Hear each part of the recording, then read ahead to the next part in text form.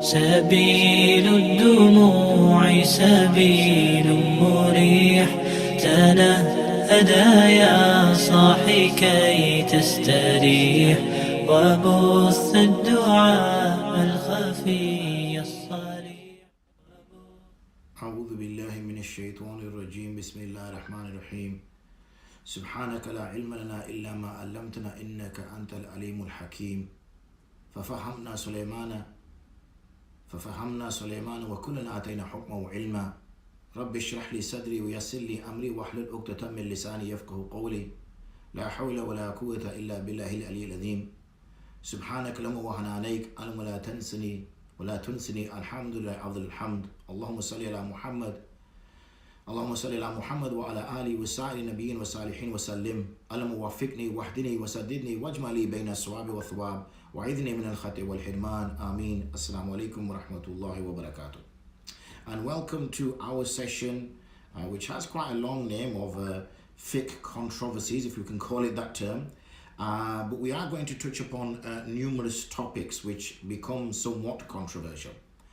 And the reason they become controversial is because, unfortunately, the lack of understanding behind each of the topics and the subjects. So I'm hoping that today, inshallah, that I will be able to enlighten by sharing some of my research and sharing some of my understandings from my teachers with you, inshallah. Now, the organizers, the administrators asked me in terms of the format. And in terms of format, I prefer, rather than having questions all at the end, I prefer questions as and when the topic finishes. So when I finish a particular segment, then I will say any questions, and please feel free to type those questions in on the actual sort of little bar thing that you will have on your right hand side. I think you're probably more familiar with this than I am. I've used it a couple of times in the past. So please post your questions there and I'll answer your questions verbally rather than type them in. We've got a few minutes, so what I'd like, hopefully my sound is coming crystal clear. I've not heard anything saying that it shouldn't, so that's good. And also what I'd like you to do, whilst just give you a minute or so, yes, sound has come back, thank you very much, is if you get hold of a mushaf, please, because we're going to touch upon a couple of ayats in terms of the background to moon sighting. So I'll give you about 30 seconds or so. Either you can pull it up on your PC or tablet or something like that, or you can get it from your physical copy of it. So I'll give you a minute or so just to locate that, inshallah. Those of you who have, I'm also broadcasting this live from our Telegram channel, and so I'm hoping to get some questions. We've got some participants here, and we'll also have some participants, inshallah, asking questions from that group as well. So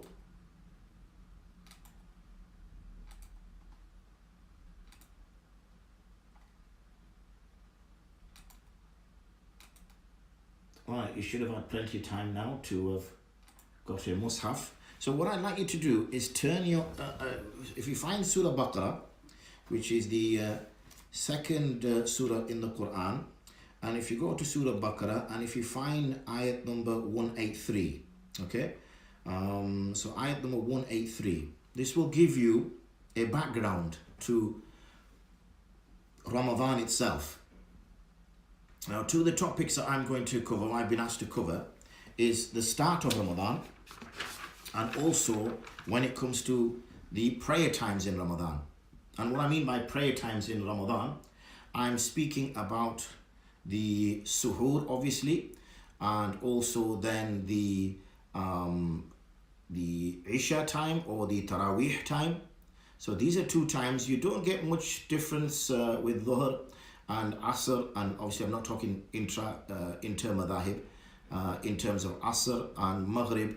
However, we find with the Fajr and the Isha, and obviously Sahri or Suhur, there's also a difference in time. But before, let's first focus on actual starting of Ramadan. So when you find, obviously by now I hope you found it, you'll see in the Quran, Allah subhanahu wa ta'ala says, بَعْدَ أَعُوذُ بِاللَّهِ مِنَ الشَّيْطَانِ الرَّجِيمِ بِسْمِ اللَّهِ الرَّحْمَنِ الرَّحِيمِ يَا أَيُّهَا الَّذِينَ آمَنُوا كُتِبَ عَلَيْكُمُ الصِّيَامُ كَمَا كُتِبَ عَلَى الَّذِينَ مِنْ قَبْلِكُمْ لَعَلَّكُمْ تَتَّقُونَ. Or those of you who believe, has been ordained or has been made compulsory upon you as siyam, fasting, like it was made compulsory upon those people who came before you. And Allah SWT explains the rationale behind it. He says, لَعَلَّكُمْ تَتَّقُونَ. Now I know some of the other scholars and some of the other speakers will be touching upon other aspects of Ramadan. So I'm not going to focus in these verses on those aspects. I'm not going to start focusing on the spirituality and the how, what benefits Ramadan gives us, even though the ayat clearly indicates towards that. Ayyaman ma'dudat. So that's the first thing we start talking about time, because remember my focus in particular is going to be about times. So ayyaman ma'dudat, known days or fixed days or days of a certain quantity. فَمَنْ كَانَ مِنْكُمْ مَرِيضًا. So whomsoever from amongst you is ill, or ala safarin, or is on a journey, فَعِدَّةٌ مِّنْ أَيَّامٍ أُخَرٍ. Then they should count those days on another time altogether. Meaning after Ramadan is over, they will need to make qada of them. وَعَلَى الَّذِينَ يُطِيقُونَهُ فِدْيَةٌ طَعَامُ مِسْكِينٍ. Now, I'm not going to go again into the Shani Nuzul and the basis behind the rationale and the reasons as to why this particular verse was revealed. So I'm just going to give you a translation. As I said, I'm going to focus on my remit for today. And upon those individuals who aren't capable of fasting, then they should give fidya, which is to feed a poor person. فَمَنْ تَطَوَّعَ خَيْرًا فَهُوَ خَيْرٌ لَهُ. That person who strives to do it voluntarily, then that is better for him. وَأَنْ تَصُومُوا خَيْرٌ لَكُمْ إِن كُنْتُمْ تَعْلَمُونَ. And that you fast is better for you if you only knew. So nothing there in terms of time. So let's move on to the next ayat. شَهْرُ رَمَضَانَ الَّذِي أُنزِلَ فِيهِ الْقُرْآنِ. The month of Ramadan is that in which the Quran was revealed. هُدًى لِلنَّاسِ وَبَيِّنَاتٍ مِنَ الْهُدَى. It is a guidance for the people, and bayinat, and clarity, proofs. It's indicators. It's bayinat is something which makes things very clear, of guidance. Wal furqan, and a criterion. Criterion is something which separates. So now we get the time. So we've had already, first of all, that Ramadan is ayyam ma'dudat. Now we're I'm sort of preempting something, but we know the Islamic months are 29 or 30 days. So when we have the solar calendar, for instance, we have 31, 30 days, and I've been told if you use your knuckle, you can work out which days are 31 and which days are 30 on your fist. But then because we've obviously got a leap year, then February becomes a little bit a strange one, because that's 28 days, and then every 4 years it's 29 because of the way we have it. But lunar calendar works very different to that, and the lunar calendar, a month can only be 29 or 30 days. In fact, if you look at the word month, it comes from the word moon, because originally the month was measured by the moon, not by the sun. But we'll find out why that's problematic and why we need a civil calendar, especially when we speak about something called the Qura calendar. Anyway, we get ahead of ourselves, but do flag me up if I do if I do miss that point, inshallah, in the future, in our next sort of couple of hours that we have. So that was the first thing about number, about the mentioning of numbers in terms of quantity. Then here's the next one. فَمَنْ شَهِدَ مِنْكُمُ الشَّهْرَ فَلْيَصُمْ. So whomsoever from amongst you, shahida, witnesses the moon, ashara, or the month rather, فَلْيَصُمْ. Now this is where the amr sigha comes in, the order, the imperative. And again, I'm not going to teach you usul al-fiqh in terms of how we determine what is binding upon us from the Quran and what is impermissible from us, and how does the amr sigha, the imperative verb construct, how that impacts upon us, and also the prohibitive, its opposite. Again, we get that reminder again that it's not, Allah's continuously showing His mercy. وَمَنْ كَانَ مَرِيضًا أَوْ عَلَى سَفَرٍ فَعِدَّةٌ مِّنْ أَيَّامٍ أُخَرٍ. Again, a reminder, but however, if you're ill or you're on a journey, then don't burden yourselves. Allah SWT has not made a sharia to harm you. then what you do is you make those up outside. So again, we get the qada. And I know my next session, which is, I think, if I'm not mistaken, 2 weeks from now, which is on the 21st, or maybe 28th rather, 28th of April, is on the matters of penalties. So it will be, for instance, Taraweeh, and also I'll be touching upon qada and kafara. When is qada due? Which is to make up a fast in place of a fast one didn't keep. And when is kafara done? Where you actually have to serve a penalty for missing a fast. But again, let's carry on. Here again, Allah subhanahu wa ta'ala mentions, يُرِيدُ اللَّهُ بِكُمُ الْيُسْرَ وَلَا يُرِيدُ بِكُمُ الْعُسْرَ. And Allah subhanahu wa ta'ala wants to bring for you ease. He does not want to bring difficulty for you. وَلِتُكْمِلُوا الْعِدَّةَ. And you should complete the number. So again, the number comes up. You should complete the number. Al-Idda. Yani 29 or 30. وَلِتُكَبِّرُ اللَّهَ عَلَى مَا هَدَاكُمْ. And glorify Allah subhanahu wa ta'ala for what He guided you upon. وَلَعَلَّكُمْ تَشْكُرُونَ. In order that you may be grateful. And then there's an ayat in the middle which is not relevant, but we'll pray anyway, just out of adab. وَإِذَا سَأَلَكَ عِبَادِي عَنِّي فَإِنِّي قَرِيبٌ أُجِيبُ دَعْوَةَ دَاعِي إِذَا دَعَانِ فَلْيَسْتَجِيبُوا لِي وَلْيُؤْمِنُوا بِي لَعَلَّهُمْ يَرْشُدُونَ. Then we have another verse which returns back to the topic of Ramadan. أُحِلَّ لَكُمْ لَيْلَةَ الصِّيَامِ رَفَثُ إِلَى نِسَائِكُمْ هُنَّ لِبَاسٌ لَكُمْ وَأَنْتُمْ لِبَاسٌ لَهُنَّ عَلِمَ اللَّهُ أَنَّكُمْ كُنْتُمْ تَخْتَانُونَ أَنفُسَكُمْ فَتَابَ عَلَيْكُمْ وَعَفَا عَنْكُمْ فَالْآنَ بَاشِرُوهُنَّ وَابْتَغُوا مَا كَتَبَ اللَّهُ لَكُمْ. So here is again an interesting ayat in terms of where we develop legal philosophy, legal theory, and also law. But again, I'm going to stick to my my remit and not go into that aspect of things.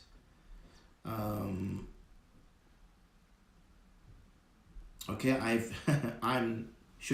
assume everybody else can hear me. Somebody saying here that my sound is gone. It should. I've not moved anything. I'm not wired up, so it's picking up. It's come back. Alhamdulillah. That's fine. That's fine. Okay. Yeah. Keep an eye on me. Keep an eye on me. Anyway, sorry. Let's get back here. As I was saying, so I can't go into discussing the sort of legal philosophy, legal theory, and then the resultant furu, as we call it, which it comes out from it, which is a product from it, through the efforts of the mujtahidun who do takhrij or istidlal, and they do ijtihad and take out the masail from these verses.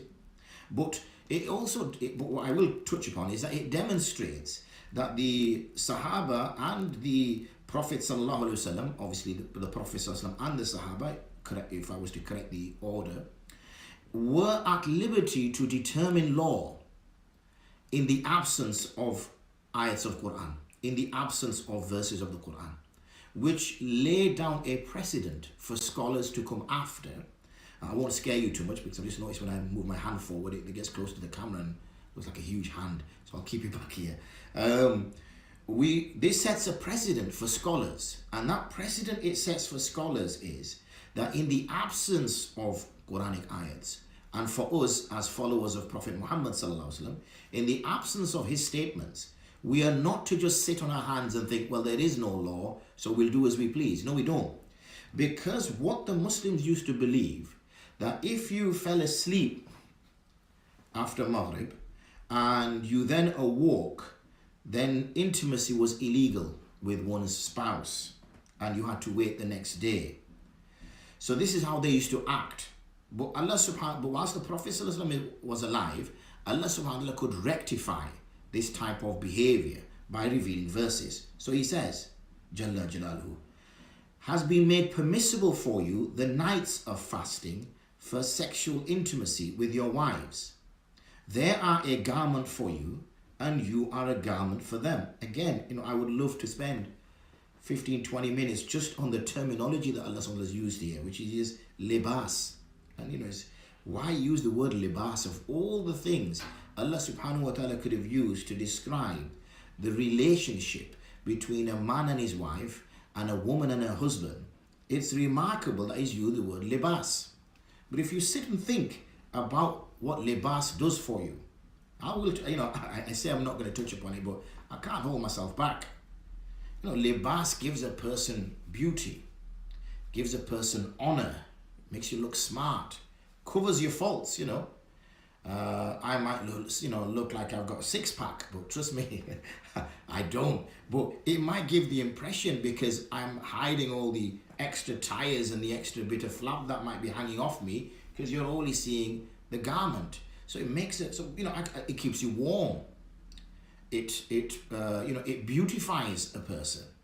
It protects you when you go out, or if you're a soldier, or if you're going into battle.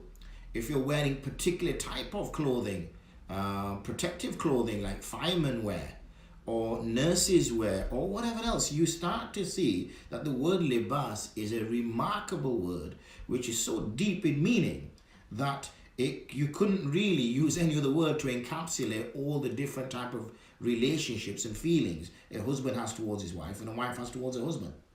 عَلِمَ اللَّهُ أَنَّكُمْ كُنْتُمْ تَخْتَانُونَ أَنفُسَكُمْ. Allah subhanahu wa ta'ala knows well that you used to takhtanuna, deceive yourselves, or you tricked yourselves. Your minds reached you to a conclusion which was incorrect. But because the Prophet ﷺ was amongst the Sahaba, that could have been corrected by revelation. فَتَابَ عَلَيْكُمْ. So he has accepted your repentance, وَعَفَا عَنْكُمْ, and he's pardoned you. And that touches on another point where we have some individuals who feel that they can speak ill of the companions of the Prophet ﷺ by various mistakes that they made. Now, no one is saying that the Sahaba radiallahu anhum are ma'soom. They're not ma'soom. But any error of judgment, any mistake they made was always followed up by a pardoning or a forgiving, which is now still being recited 1400 years later. فَالْآنَ بَاشِرُهُنَّ وَابْتَغُوا مَا كَتَبَ اللَّهُ لَكُمْ. So now, have intimacy with them and seek what Allah subhanahu wa ta'ala has written for you, meaning any progeny. Now we touch upon another fiqhi matter. وَكُلُوا وَاشْرَبُوا حَتَّى يَتَبَيَّنَ لَكُمُ الْخَيْطُ الْأَبْيَضُ مِنَ الْخَيْطِ الْأَسْوَدِ مِنَ الْفَجْرِ. So carry on eating, carry on drinking until it becomes clear for you the white thread from the black thread in Fajr. So we now have a time for when suhūr finishes from the Quran. We now have a time for when suhūr finishes. Okay? ثُمَّ أَتِمُّ الصِّيَامَ إِلَى اللَّيْلِ. And then complete your fast up until the night.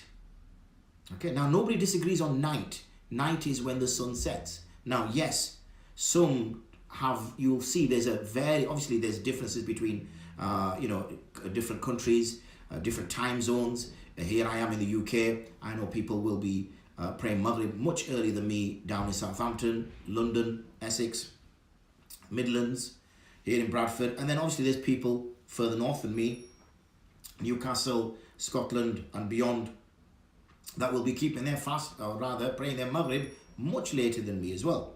So this shows obviously that time variant exists. But when it comes to night, okay, we're all quite clear that it's when the sun sets. That's the definition of night.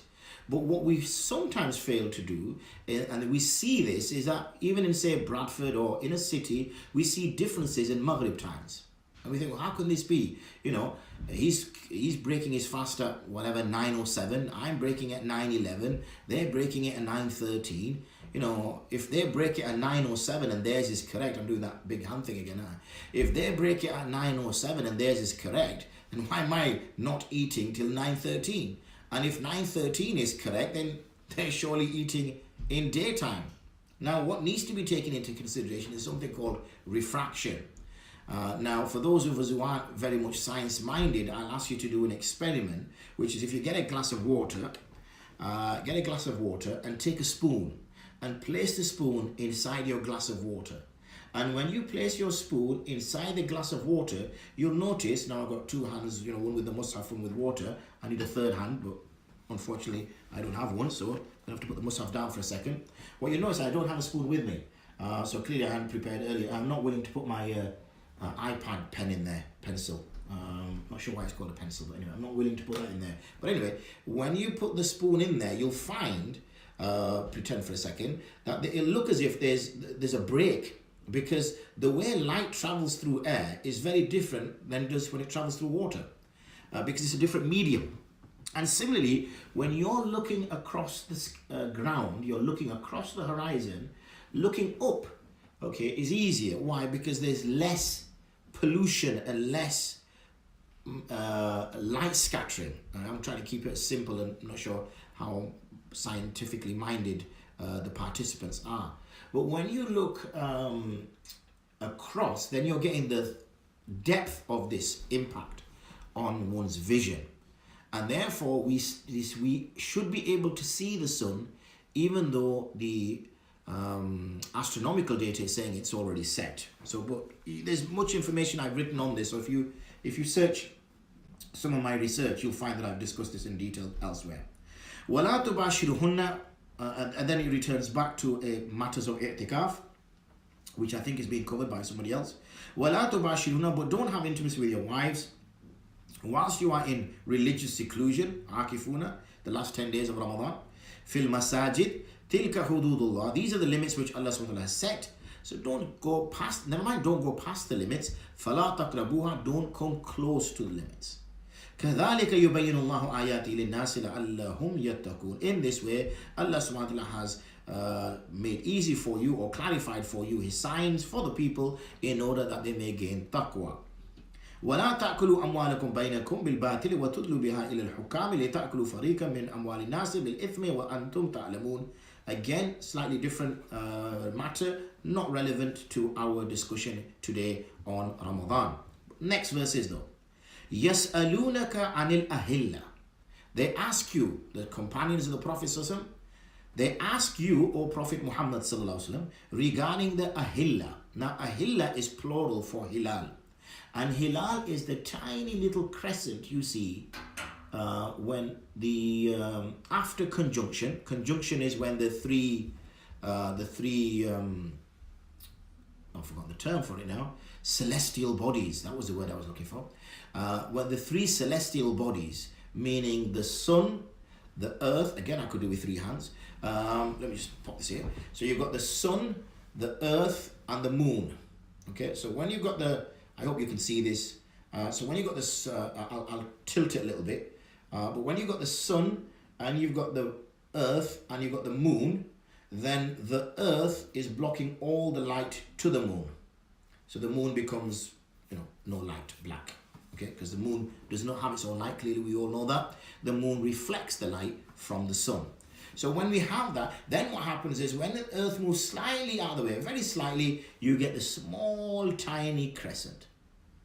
Okay, so therefore that happens every 29, 30 days when the moon is orbiting the earth. We get every 29. So they ask you regarding the hilal, okay, or plural ahilla. Qul, say to them, what's the purpose of the moon doing what it does? Why is it going around? We have scientific explanations given to us, the asbab, but we as Muslims obviously don't deny science. Please don't misunderstand that. But what we don't do is just give this or base this on our assumption that, this was just the way it was, it just happened. There was no creator behind it. This was just random acts which brought about uniquely the size of the sun to be 400 times bigger than the earth, but then the earth being 400 times bigger than the moon, but the moon then being 400 times closer to us than the sun. So the moon, when it does eclipse the sun, so this time the three celestial bodies are Earth, Moon, Sun, then we get a total solar eclipse. Isn't it amazing that the size of the moon, the disk of the moon, is exactly the same size as the sun? Well, it's not exactly the same size. It looks like that because of the distance. The moon is closer to us and the sun is so far away, and the size of the sun with respect to that. So it's remarkable that exists. But anyway, let's get back to the whole question of the moon. What's the purpose of the hilal?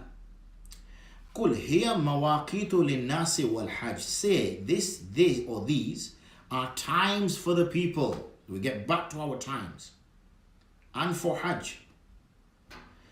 وليس البر بأن تأتوا البيوت من ظهورها ولكن البر من اتقى وأتوا البيوت من أبوابها واتقوا الله لعلكم تفلحون. And that is where we will stop our discussion with respect to the verses of the Quran. Two things which I hope you've underlined or written somewhere. If not, I will remind you. One is the start of Ramadan. يسألونك عن الأهلة قل هي مواقيت للناس والحج. Excuse me. They ask you regarding the new moons. Say to them, there are times for the people. The start of a new month. Ramadan is a month. The start of the new month is based on the Hilal. Point 1.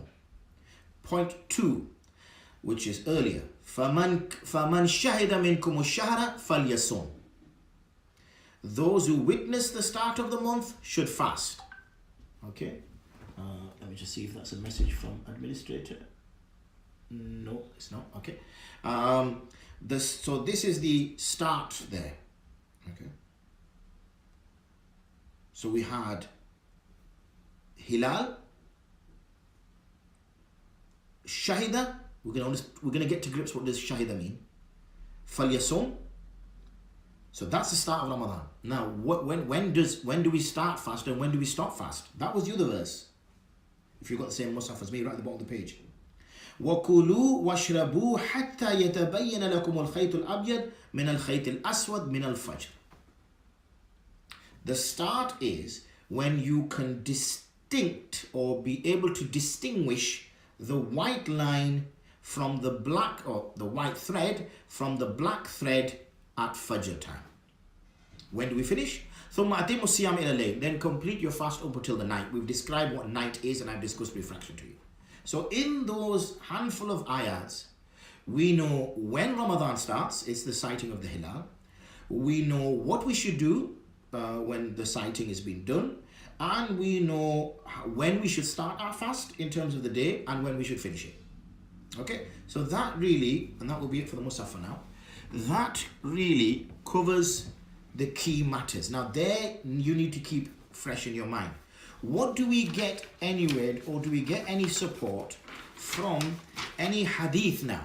Because the Quran has set out the great concept of Ramadan, which told us when we should start the month, how we should start the month, or what's the month based on. We've been told where we should start the fast and when we should finish. And we've also been told why we fast, gives a rationale for it. We've been told what we'll achieve from it. We've also got some guidelines and broad rules about what if we don't fast in Ramadan, what should we do? But it was very broad and general. And this is our what's called legal philosophy. We touch upon Quran first. Now we need some more information. Do we have to cite the moon? Can we go by astronomical data? Can we, how do we do that? What about, how do we work out when the white thread and the black thread, what are we talking about there? So next, let's turn to the hadith. And one famous hadith of the Prophet ﷺ is, when I mean by famous, I mean that is common amongst people. That's what I mean by famous. So whenever you hear me use that phrase in either a verse of the Quran or a hadith, I'm not trying to say one hadith is better than others or one ayat is, what I mean by that is just the terms I use is that is widely known amongst people. And that is sumu li ru'yah. So qala Rasul sallallahu alaihi wasallam, sumu li ru'yatihi wa aftiru li ru'yatihi fa in ghummiya alaykum ash-shahra fa'uddu 30. Sumu, imperative again. We mentioned the sumu, the imperative verb. Fast li ru'yatihi, based on its sighting. Wa aftiru, and break fast, meaning celebrate Shawwal, celebrate Eid al-Fitr. Because if you look at the word fitr, okay, it means to break fast. Okay, and here again the verb was wa aftiru fitr, fatara, and break your fast, meaning end of Ramadan, based on what? Li ru'yatihi, because the sighting of the moon will determine the start of Ramadan, and the sighting of the moon again will determine the starting of Shawwal and obviously the end of Ramadan. However, فَإِنْ غُمِّيَ عَلَيْكُمْ, if for whatever reason cloud cover or whatever, it's difficult to see when you go out on the 29th. So you go out on the 29th, because that's when you're supposed to go to look for the moon. On the 29th of the month, and you're scanning the sky. Now, you just randomly look everywhere for the moon. We know where the moon is approximately. It will be where the sun sets, roughly. It'll be somewhere around there. And then if it's clouded or whatever, you can't see it, then what should you do? For the 30, then fast for complete 30 months. 30 months? Whoa, that would be a long fast. 30 days, let's stick to that. So 30 days, okay, 30 days. Now, this is essential in that it has been mentioned here, لِرُؤْيَتِهِ. The word ru'ya is clear. Ru'ya is to see. Meaning there has to be something in place that the moon has been sighted.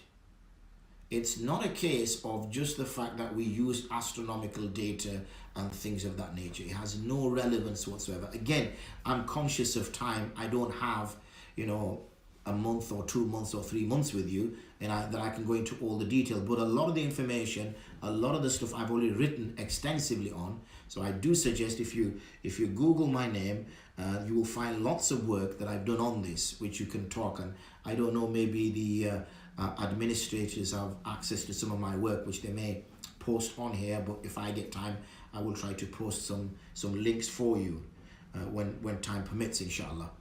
So the next thing we do is, now we're getting this kind of discussion, particularly within the Western world, that, that was a time gone by. That was a time when we had no science, we had no astronomy, we had little, going for us, even though this is a flawed understanding, because the Arabs were expert astronomers in that they used the sky very, very well. And remember, in those days, there was hardly any artificial lighting, so the sky was really easy. It was like a map, basically. It was like the earth, but in the heavens. But now, because we have so much artificial lighting, it just looks black up there. But back in the day, because there was no artificial lighting on the earth, the sky was so bright with its stars, and you could use it literally as a map. It was just like I said, the opposite of the earth. Like we use mountains, and if you had to go somewhere, you would then use hills and mountains, and nowadays we use streets to work out which direction you need to go in. So why can't we use calculation? Why can't we just put this ru'ya to one side, solve all the problem, forget whether it's sighting or not sighting? We make mistakes, we're humans. Let's go by astronomical data. Well, we have another hadith in which the Prophet ﷺ said, Inna ummatun ummiyya. We are an unlettered people. La naktubu wa la nahsibu. We don't write, we're not literate, and we don't calculate. Ash-shahru hakadha wa hakadha. A month is such, or a month is such. يعني مرة 29 ومرة 30. Sometimes it's 29 days and sometimes it's 30 days. So let's unpack this hadith itself. And the hadith that I mentioned to you both are in Muslim and Bukhari.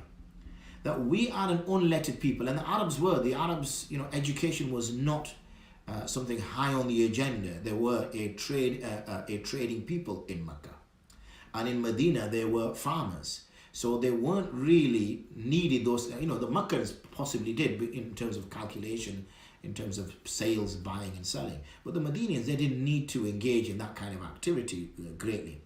So the Prophet ﷺ said, look, we're not a people that have high literacy. We don't write, we don't calculate. And as a result, because we don't do that, a month can be 29 or a month can be 30 days, meaning we shouldn't be using calculated data, calculated information to be able to do that. We should go out to sight the moon. So that's clear. Now, again, we need to balance this, because some may say, that proves that we should have no involvement with astronomical data whatsoever. No, that does not say that. This is more descriptive rather than instructive, meaning the Prophet ﷺ is explaining the state the people were in terms of education. He's not saying we should stay like this forever. If that was the case, then we would not see the development of mathematics, we would not see the development of astronomy, we would not see the development of medical advances and surgery and all the other types of sciences that developed in what's termed as the golden era of the Islamic world. We would not see any of that, because it would have been haram. It would have been said, hold on a second here, this hadith makes it quite clear that we should remain illiterate. And we saw many examples even in the prophetic era where the Prophet ﷺ instructed people to learn languages, learn skills, learn to write. He needed, for instance, writers around him, scribes around him to write revelation. If it was deemed as such a poor skill, or rather not poor skill, but something that we shouldn't strive for, then the Prophet would have said, no, we're just going to memorize it because we're a people who don't write and don't calculate. So we need to have a balanced approach when we speak about that. So this comes onto ru'yat. Okay, so ru'yat is the key that we need to try to cite. So citing is predominant. Now, there is an article that I wrote, which I want to touch upon. Now, where is it? No, it's not there. Here. And it is called, where's it gone? So if you go to, I don't know how well you'll be able to see this, but I'm also part of an organization called Wifaqul Ulama. So if you go to their website, which is www.wifaqul.ulama.co.uk, and then it's / I think they call it, Lunar, as in Lunar. I don't know if I typed it here, but it says privately, so how do I address all you lot? More, allow attendees to chat with no one, all panelists. Okay. I'm not going to let you have a chat with anybody. I don't know, maybe someone's going to step in and save the day. But khair, I've just given you it anyway. So Wifaqul Ulama, wifaqululama.co.uk /Lunar, LUNAR, and you will get to this website. And when you get to this website, that's what it should look like. You will see a lot of information about moon sighting, sunnah and science. Okay, and on this is where you'll see an old Al-Balagh webinar we did, I think, last year on there as well. But it's this particular article that I've got more interest in, okay, which is fiqh of moon sighting, right? So if you get to that, if not, it doesn't matter, just follow me, inshallah. Oh, there you go. Allah reward Ishaq by there, who's put it up on there, mashallah. So clearly he knows how to use this webinar chat far better than I know how to use it. So that's it. Keep, as I said, look after me. Keep an eye on me. Now you'll see on there various, this is a technical subject, and I know I'm kind of throwing you in at the deep end, but I also want you to appreciate the ilm that you need behind it, also the understanding that you must have, not just a jazakallah khair as well there for Jens, I hope I pronounced that correctly. It's not just necessarily that you need fiqh ilm. Of course you need fiqh ilm. This is the work of ulama. And we can't leave this work to non-ulama. So this is the work of ulama. But you also need to have an appreciation of science. You need to have an appreciation of, in this case, astronomy. Because if you don't, then, and you sadly justify your position based on the second hadith, that there's no need for us, then it can become problematic. Now in this treatise that you will see, which is the first link that Ishaq Bhai has sent, you'll see on here that I spent a great deal of time looking at three particular criteria. One is called the Yallop criteria, one is called the Shokat criteria, and one is called the Ouda criteria, in which they use data. So we had here, so Yallop, Dr. Bernard Yallop, who was the superintendent or former superintendent of the HM, Her Majesty's Nautical Almanac Office, basically the place to go, the daddy place to go when it comes to moon sighting here in Britain. That's, he was the man. And he took 295 sightings over a period of 1859 to 1996. That's a long time. Okay, what's that in years? 37 years or so? 137 years. That's a long time, a lot of data. And from that, he then made a criterion based on that as to when it is possible and impossible to be able to sight the moon. I'm not going to read it all to you because this is something you're going to have to look and read in your own time.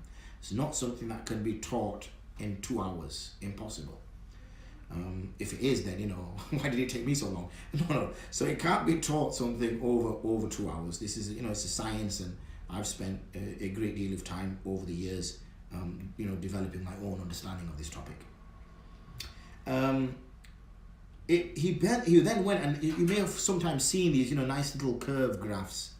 Okay, he then went and produced these nice little curve graphs, and if you can, I can make it bigger on my iPad. You can see that from that data, he developed a criteria when it's easy to see, when it is visible under perfect conditions, when it's visible with optical aid, when it can't be seen except with optical aid, when it's not possible to see even with optical aid, when it's impossible to see. And we had something called a Danjon limit. And the Danjon limit was set at 7 degrees. That it's not possible to see the moon under 7 degrees. Anyway, we then have another chap which was called Shaukat, surprisingly, and he had a Shaukat, we'll call it after his name, his criteria. He also used a large sample of data, not the same sample of data that they were using. He added to it, and he developed his own criteria system there. Slightly different colors, but again, very similar concept, meaning that, green, easy to see. I don't know, what's that, turquoise, not turquoise, colorblind there, light blue, marine, aquamarine, visible in perfect conditions, gray, optical aid is required, and then we have red, which is visible with optical aid only, and wherever it's black means it's not possible to see. Now, because obviously we live on a sphere, you'll notice always the equator part will always be more, because it's easier to see from the equator part the moon is than it is to see on the high altitude or extremely low altitude. And unfortunately, we are on high altitude, and that's why we have a problem in Britain. Okay, then we have others criteria, and finally we've got here other. I'm just showing an example. This is the South African Astronomical Organization, and here is ODA's own criteria. So this is Yallop, sorry, and then we've seen all that together. So what I did was I took all this data, all these records, I've got my file there, and I started to analyze all this data. And when I analyze all this data, we can then start to see what's important factors. What are the important factors which determine whether the moon can be sighted or not? Angular separation data, lag time, elongation, moon age, all these parameters. And finally, I developed our own parameter, because if you remember, or rather not if you remember, but if you could make note of this point, the three individuals that I just talked about were astronomers. They were not fuqaha, they're not faqih, they're astronomers. An astronomer cannot decide for Muslims when and how they should start their fast, or when and how they should start Ramadan. It is the job of the ulama, the fuqaha, to decide that. So you'll see on page 8 of 12, if the moon set takes place before sunset, meaning if the moon sets before because the moon sets as well. If the moon sets before the sunset and somebody comes to you, or you get khabar, you get information from somewhere that, oh, I saw the moon, then you'll say, how could that be? I'm looking at this astronomical data, and there's no way possible for you to see the moon because the moon set before the sun. Now, if people say, oh, whoa, hold on a second here. Aren't we giving so much precedence here to astronomical data? Didn't you just say earlier that astronomical data is not something which should be the be-all and end-all? It should be ru'ya. Absolutely. Absolutely, I agree. However, you'll find that there is a complicated process that needs to take place. And this is about witnesses giving shahada. So if you know categorically that Abdullah is now currently in Venezuela, we contact the airport. The airport says, yes, we have had a chap called Abdullah, passport number XYZ, here's CCTV, here he is getting on the plane, here's people sat around him saying they've seen him on the plane, and there he is with his family in Venezuela as he updates his Facebook page. We know he's there. And somebody comes up to you, only one person, and says, I just saw Abdullah down the road. Okay, you go down the road, you ask everybody else down the road, brothers, sisters, did you see Abdullah around here? No. Haven't you heard he went to Venezuela? Anybody else seen him? No. So only this one person is claiming that he's seen Abdullah, yet everybody in that area is saying they haven't seen him. Other evidence proves without any shadow of doubt that he's not even in the country. Now, do we give this witness as a qazi? As a qazi, do we give this witness precedence to say, he must be right, everybody else is wrong, but he must be right? No, we don't. So this is not about giving priority to astronomical data over ru'ya. This is about trying to ascertain facts using all the information and all the data that is available to the qazi before he makes it. A qazi means judge, because in Islam you have a person who will play the role as a mufti, in which he gives a fatwa, but there's also a time when a mufti will play his role as a qadi, and a qadi means he acts as a judge. So the judge's rulings are applied, whereas a mufti's aren't rulings. He is giving a fatwa. He's not looking into the facts of the matter. He will just say, somebody will come up to him and say, my wife has done X, Y, Z, can I do this? He'll say, yeah, you can. No, you can't. Now, it might be that he's lying. His wife might not have done X, Y, anything he said. That's not the job of the mufti to go and ascertain the facts. His job is just to give an answer based on the question provided. He's just answering the question, irrespective of the facts. A qadi's job is very different. A qadi's job has to ascertain the facts. So he can't just say, if you've seen the moon, therefore the moon must exist. Whereas if you went to a mufti and said to the mufti, by the way, if I see the moon, does that mean the month of Ramadan starts? Then yes, the month of Ramadan can start if you see the moon. He's just giving him an answer based on the question he's given him. A qadi will say, hold on, let me try to gather some more information. I can't make a decision based on that. So that's why when we say moonset before sunset is impossible, witnesses should be rejected. We then have the other one, which is the kind of grey area, even though it's the yellow area. Sorry about that. Moonset after sunset, but below what I've termed imkana ru'ya. Imkana ru'ya means the possibility to sight it. This is highly improbable.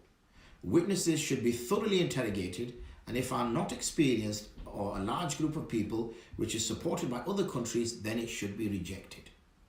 And finally, we have imkana ru'ya. This is possible. So what did I define as the key terms? I found elongation, minutes above the horizon, or what's called lag time, and the age of the moon are key information to determine whether that moon can be sighted or not. Of all the data from 1859 to 2000 and whenever I wrote this 18, all the data that exists in those whatever, nearly 100 and goodness knows how many years, all the data points, not a single data point exists below this. Not a single data point. Therefore, it's not possible that this can be seen under this criteria. Okay, it's not possible. It cannot be seen by that. However, even then, I have said that imkani ru'ya is still possible. I've put it there that if witnesses still bring it in this area beneath this, still bring the information, then it can still be taken if there is other corroborative evidence. So the sighting, you can clearly see, has to be very, very strong, okay, for this to happen.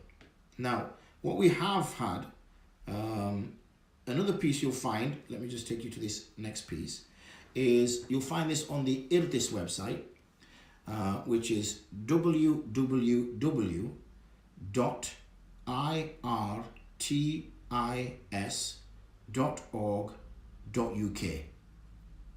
Okay, if one of those chaps or anybody else can go there. Now this is my research website. Now if you go on there, you should find on the top banner a click sort of choice, and what you're trying to click on is the Islamic calendar according to Muslims in the UK. Now when you get to that, you'll get this PDF. So that's irtis.org.uk. Click on that link.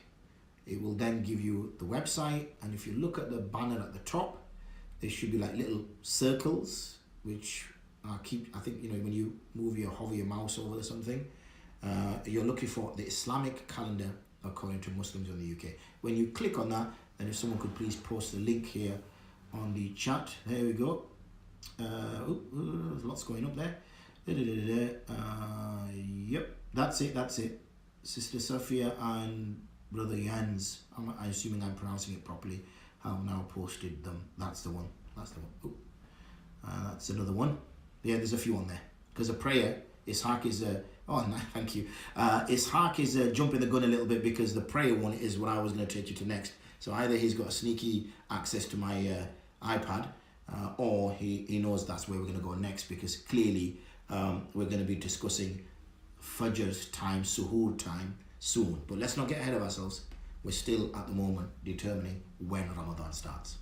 Now in here, this is a huge paper. I don't know how many pages it is. 47 pages. Okay.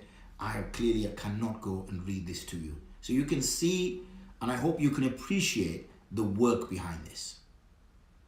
It's not something, and this is why, you know, it's very disrespectful and very derogatory for non-scholars to kind of pick holes and fun of scholars saying, oh, you know, I've heard the term moon fighting instead of moon sighting, you know. Oh God, here they do again. Why can't they agree on, you know, start of Ramadan? You know, a simple thing to do. Can't they all just get together and say it's on this day? It's not as simple as that, you see. When you've done all this research and it points to something, then you can't just discard this research and say, oh, let's just for the sake of unity, let's all, you know, do it together. That becomes irrelevant. Okay, it becomes irrelevant when you know something to be factually correct or factually incorrect. So I would suggest you read all this information, and inshallah that will be of great benefit to you. Okay. Oof. Let me take a little breather, a sip of water.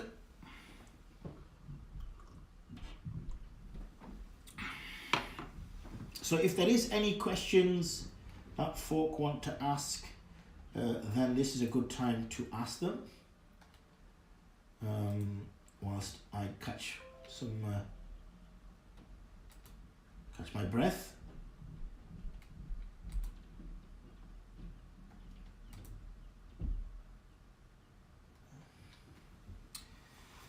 Okay, I assume the questions would come up in the same place that people are posting things. So clearly I'm explaining things exceptionally well. Alhamdulillah, if no questions are coming up.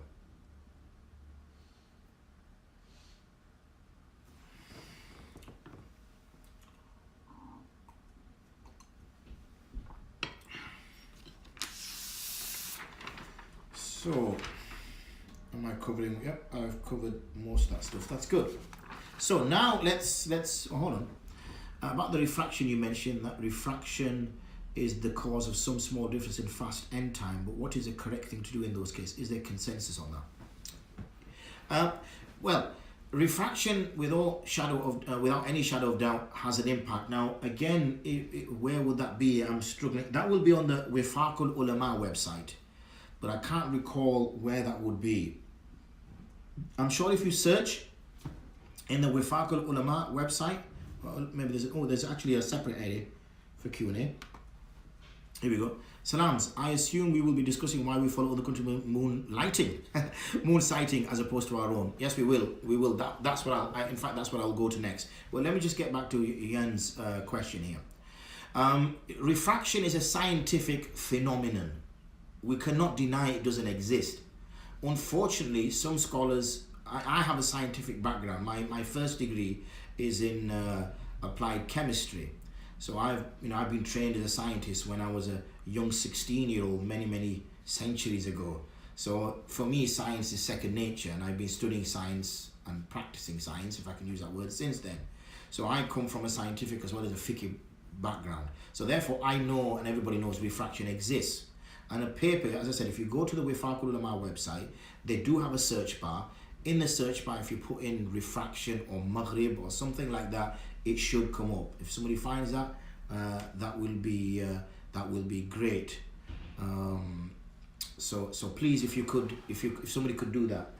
Is there consensus on it? When people become aware of it, yes, there is consensus on it. The HMNAO, remember, Maghrib time is taken from Her Majesty's Nautical Astronomical Association, or whatever it will be.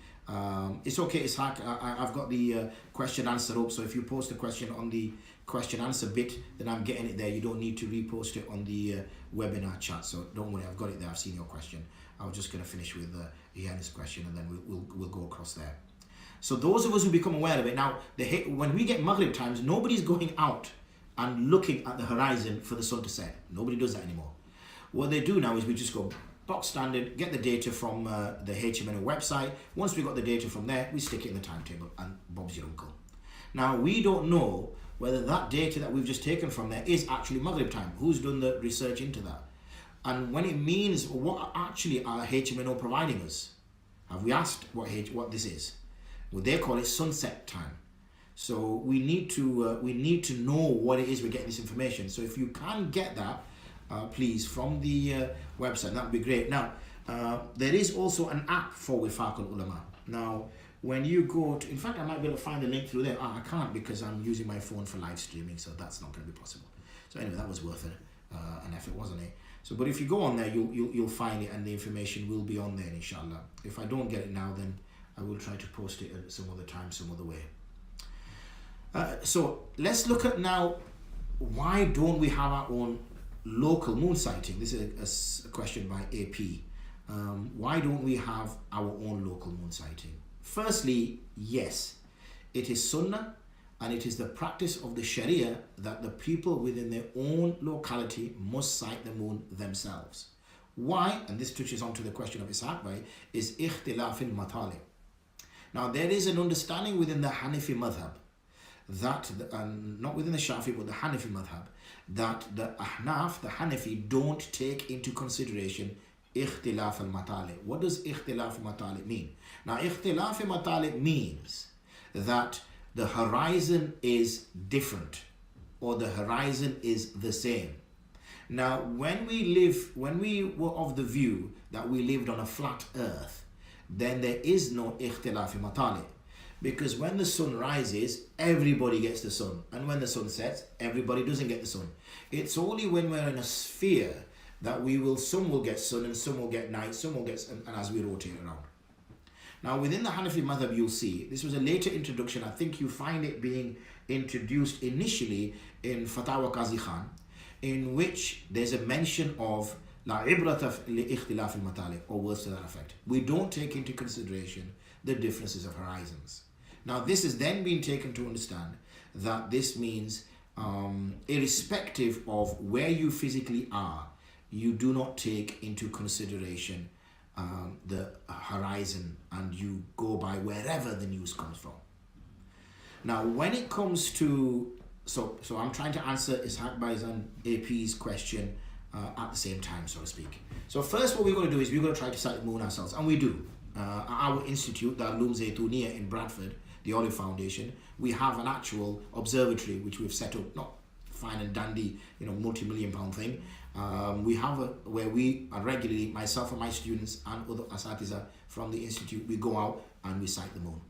In fact, last year for Ramadan, we sighted the moon, I think for the first time ever, from Bradford.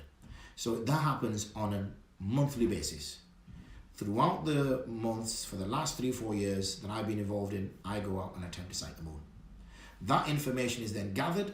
When that information is gathered, we then keep that information. Now, what happens, because unfortunately we live where we live, and we're always complaining about British weather, is we don't get to see the moon. We don't get to see the moon because it's always cloudy. Don't we know it? So because it's always cloudy, we can't see the moon. Now, so okay, why don't we just keep 30 then? Why don't we count the month as 30 days each time? Because that's what the hadith said, فَإِنْ غُمِّ عَلَيْكُمْ فَعُدُّ ثَلَاثِينَ. That if it's cloudy or this sky cover, then count as 30. The problem would come then is we would always be doing 30. And if we're always doing 30, and we know that there's some 29-day months, or we'll eventually end up in a situation where either we will have a month of 28 days, when we actually sight the moon, and that's a problem. You cannot have a month of 28 days.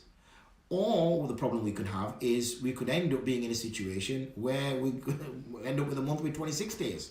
So you can imagine Ramadan being 26 days, because for 4 months we've done 30, because we can't see it on the 29th. But each one of those 4 months was 29 days.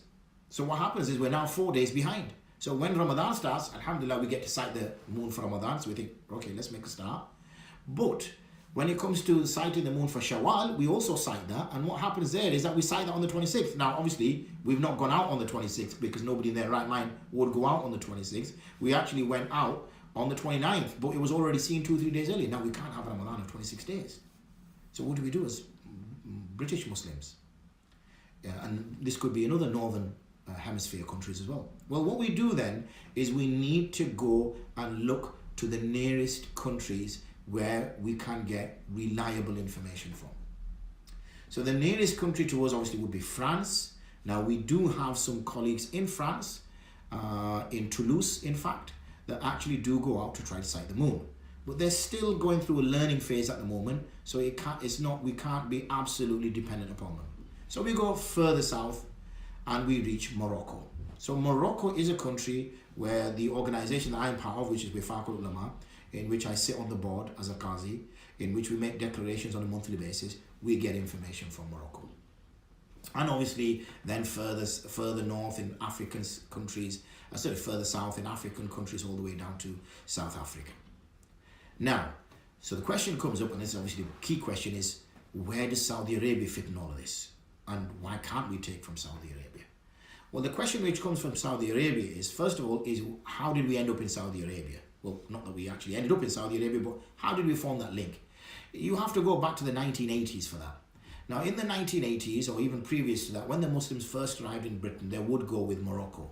That would be their first port of call because it was the nearest Muslim country. And Morocco has 278 sighting points across the country, with in fact a regiment from the army involved in the sighting as well. And they have thousands, if not hundreds of thousands of people out looking for the moon each month. And they have a qada system, a legal system, in which they then make a legal declaration at the start of a new moon. So, problem was, back in the day in the 80s, we only had fax machines. If that, they weren't working too good either. We had no such thing like what we have now in 2019. You know, we didn't know people, or Muslims in Britain didn't know people who lived in Morocco, so there was no easy way of ringing people either. Now you can WhatsApp call anybody in any part of the world. So, you know, communication was very poor. So when it got to the summer months in particular, not too much the winter months, but when it got to the summer months, when Maghrib was, for instance, at 9 o'clock or 9:30, and in Morocco it might have been 8:30, because they were an hour earlier than us because we had British summertime. Then what we found is we would be waiting till 11, 12, 1, 2, 3 in the morning, potentially, before we get news from Morocco. In fact, I remember those days because I was a young lad in those days. And when before we'd go to sleep, we'd ask mum and dad and say, "Mum, you know, is it Ramadan tomorrow?" And she'd say, "Well, we don't know because your dad's in the masjid. We'll find out shortly. You guys go to sleep." But it wouldn't be till sort of like 3 in the morning that, you know, dad would come back and say, "Oh, we've now got information that there is going to be." So because of this delay in time, there was a decision made that where else could we go? Well, if it's not going to be Morocco, then it made sense for it to be Saudi Arabia. Why? Because we have links with Saudi Arabia, because it's the Haramain. We go there for Umrah, we go there for Hajj. So because of the links we had from there, and we had people living there, colleagues living there, friends living there. So then it would be just a case of ringing that person and say, "Brother, by the way, have they made a declaration?" "Yes, they have." "No, they haven't." "Fantastic, let's start." So in the 80s, 86 if I'm not mistaken, that's what happened, and Muslims then moved to Saudi Arabia. Now, one of the things we find with Saudi Arabia in particular is something called the Qura. Now, why doesn't Saudi Arabia just have their normal Ramadan calendar and timetable and everything? The year's timetable. Why don't they have that? Why do we have this problem that we're talking about? Well, imagine you wanted to fly. You're living in Saudi Arabia. You're a citizen of Saudi Arabia, and you want to fly in 2 months' time. Now, if you were living in Britain, it'd be easy. You'd go to whatever app. You'd go to book the date. So you want to fly on the 31st of July. And you can book that. We know exactly when the 31st of July will be. We know whether it's a Wednesday or a Thursday. You can book that now. But if we're going to go by lunar months, how are you going to book the 30th of Ramadan when you do not know when the 30th of Ramadan is? How can you book it? So therefore, what the Saudis realize is we need a civil calendar and we need a religious calendar. The civil calendar we need, which has to be predetermined, and we need that in order to live as a country. Because, if you want to book something in advance. If I wanted to have a meeting with you and I say, oh, I'll see you on the 8th of July. Now, you know when the 8th of July is. I know when the 8th of July is. We're both going to turn up on the same day. But the problem is, if we need to make arrangements prior to that, like book flights and things like that, we're going to have an issue because when you go to the book it, they'll say, we don't know when the 8th of Ramadan is. Because we're currently in Rajab and we haven't even declared Sha'ban. Then we have to declare Ramadan. So that could be out by 2 days. So you'll have to wait till Ramadan starts. When Ramadan starts and we know when the first of Ramadan is, then we could book the 8th of Ramadan for you. Now the country would come to a standstill.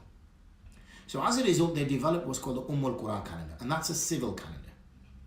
But what happened over a period of time is the civil calendar became the calendar, even for the start of religious months, because there was no declaration for the start of any Islamic months of the year, because there was a civil calendar. So when the civil calendar existed, it became the be-all and end-all, and it started to influence things. Now, if you read that paper, which has been sent earlier, you will see that one, the Islamic calendar according to Muslims in the UK. That will explain that to you in great detail. So the next thing is, what I want to talk about is how are declarations made. So I hope I've covered the two questions which have come up. The next point I want to make is, how are declarations made?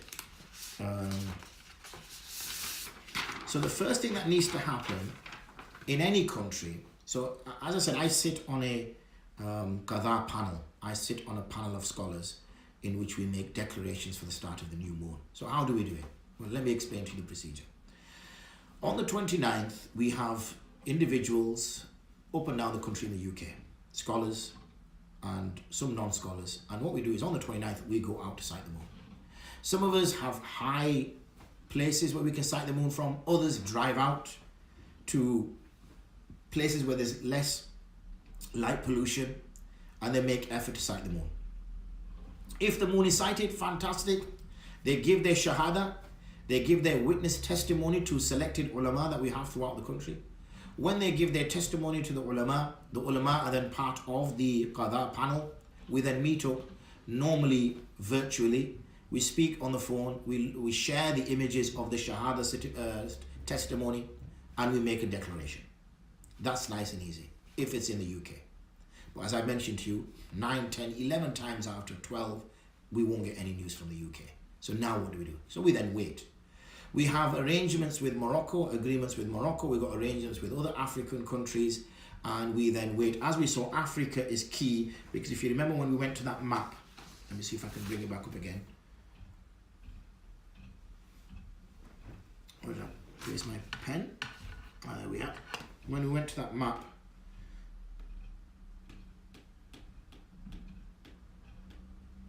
okay, this is easier to see. You'll notice that it's always Africa that's got more chance of the moon being sighted or not, because of obviously being near the equator, and therefore we get sighting there much easier. So once we don't get nothing from Britain, we wait.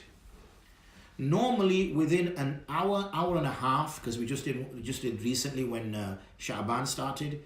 Sha'ban, we obviously Maghrib in Britain, I think, was 7:30 or something like that, if I'm not mistaken. Something like that, I can't remember exactly, getting old. And we had to wait an hour and a half after Maghrib to get the testimony coming from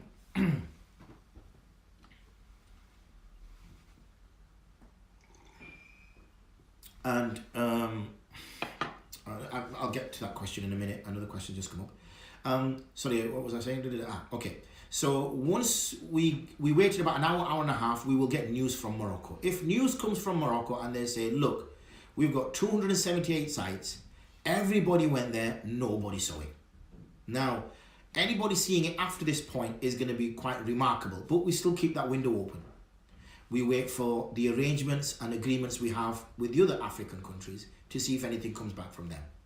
Until we wait about roughly another hour or so, and if we get negative confirmation from all those countries, then we're absolutely adamant that we cannot declare the start of a new month, and we stop it at that, and we go to the 30th of that month, and obviously the day after then automatically becomes the start of the new month. That's our process. So the process has to be clear. Now there's 4 areas that one has to be clear about. Moon sighting breaks into 4 areas. Okay. The first one is the sighting itself. Now Saudi, for example, practice a type of Hanbali madhab. The Hanafis are Hanafis, obviously. Majority of the UK's Muslims are Hanafis, even if nominally, even if they don't understand what Hanafi madhab is. Now you might think, well, so what? Well, there is a so what, because according to the Hanafis, when the sky is clear, then a large group of people have to come to you to say they've sighted it. In the Hanbali madhab, 1-2 people is sufficient. So that makes a problem straight away. So the first thing that we have to explore is the type. Now Morocco is a Hanafi country, Morocco, we find that because of, sorry, not Hanafi country, but because it's a large number of people looking at it, it meets the Hanafi criteria. That's what I should have said. Now, we then have, so the sighting is the first issue. The second issue then is the method of qadha. How was that information taken to the qazi? On what grounds did the qazi accept it? So where we talked earlier about the fact that, hold on, if the moon is not even born yet, or the moon set before the sun, how can that qazi accept that? So we could have a problem with that. So that's the second aspect. The third aspect is, how has that news then traveled from that country to the other country? Does the country it reaches, do they have some kind of agreement with that country? Like, for example, Wifaqul Ulama has an agreement with Morocco. They have an arrangement in which that they can share information, share data. Okay. If you have any questions, I think somebody put their hand up. But if you have any questions, just put them on the question and answer part, because I'm going through those questions. So then that has to take in place. And then finally, we have the method in which the ulama meet in order to make the qadha decision itself. Okay. So let's go to the next question, which possibly ties into the question from Faraz as well, is why don't UK Muslims then, this is this question from AP, why don't the Muslims then follow one country unanimously? As you mentioned, technology has advanced, our learning experience improved and is more refined. Any efforts in terms of this? And also, why is it then that a group of senior ulama in the UK still insist on following the Quran calendar of Saudi? Can you shed some light on what are their counter arguments and reasoning? Now, we still have a group of individuals which are quite influential individuals that are then influencing those masajids which have some kind of loose affiliation with them, that we should restrict ourselves to Saudi. Now, this is not necessarily a fiqh argument as such. It's just that, look, we're on Saudi. We have been on Saudi since 1986 or so. It's now 2019. That's been, 3 years, or even more, 23, nope, 33 years. Why move, And then it becomes an emotional argument. Well, okay, what's your justification for moving from Saudi? Are you saying that they're liars there? Are you saying they're making things up? Don't you trust them? And then if you don't trust them, what about when you go there for Umrah then? What about when you go there for Hajj? If you don't trust them, then doesn't that impact on your Umrah? If you don't trust them, doesn't that pick that on your Hajj? So we get what's called conflated argumentation. We get what's called emotional argumentation.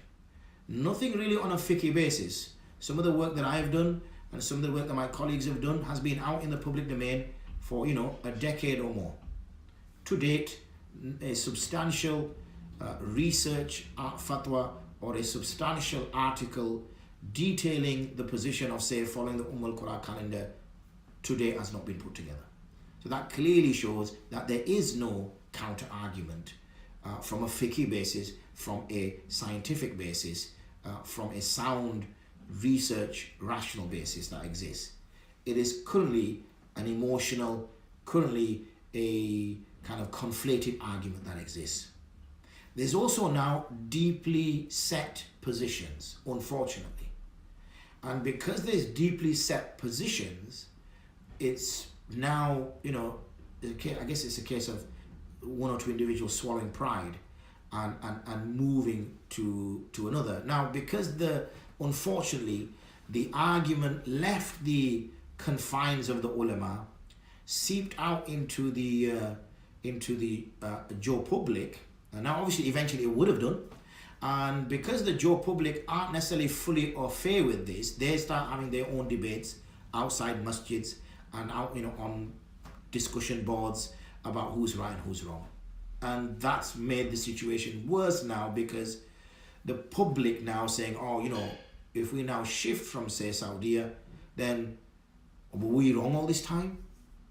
And if we were wrong all this time, we followed you. So, it's unfortunately, it's in a kind of a situation where people are stuck, really. And people are stuck. How, will this move, will this change? Are there any efforts? Yes, there is continuous efforts that are going on. Those individuals who wish to discuss it, those conversations will carry on. But at the end of the day, the point is that each masjid is a finite individual body. It is not under any sort of coercion or under any compulsion to declare the start of a month by taking one moon sighting committee over another moon sighting committee. Each masjid is independent. Therefore, I say, whenever I've spoke about this throughout the country or online, I say, well, look, go to your masjid. When you go to your masjid, ask your masjid committee, on what basis are you declaring now? Unfortunately, we start, worrying about this in around Ramadan time. Now, obviously, there's a rationale for that because it's a religious month. But arguably, other months are religious as well. We're now in Sha'ban, Nisfu Sha'ban, the 15th of Sha'ban, has a religious significance. 10th of Muharram has a religious significance. The Ayyami Bid, 13th, 14th, and 15th of every Islamic month, has religious significance. A woman performing her iddah is of a religious consequence.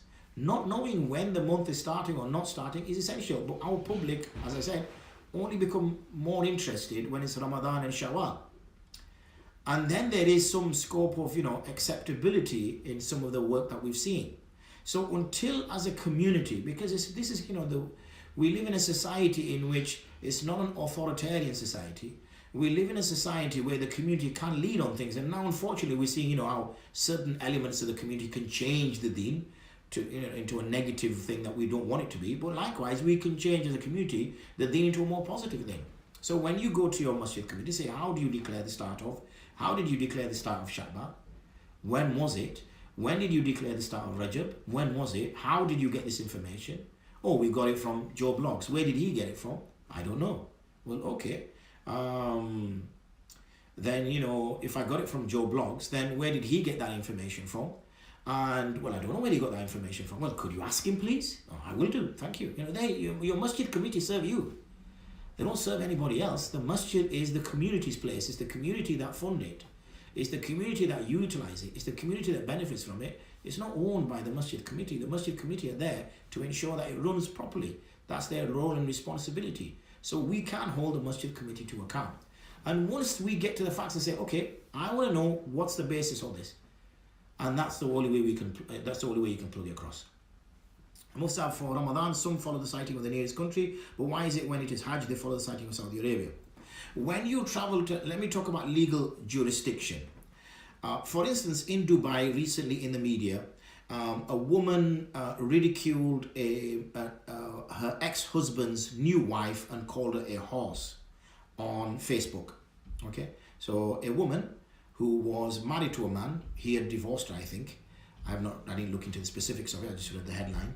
A woman who was separated from her husband and he had now married another wife, she spoke in derogatory terms on Facebook. Now you do that in Britain, it's no big thing.